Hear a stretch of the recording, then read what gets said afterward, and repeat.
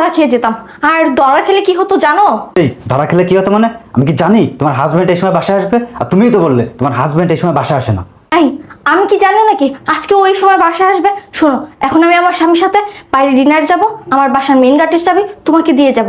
ওই চাবিতে তুমি যে কোনো ভাবে বাসা থেকে বের হয়ে যাবা। হ্যাঁ হ্যাঁ, তাই করো। এছাড়া তো কোনো উপায় নাই। আমার তো যেভাবে হোক বাসা থেকে বের হতে হবে, তাই না? ইফতি, এই ইফতি, হলো নাকি তোমার? দাঁড়াও, আসতেছি।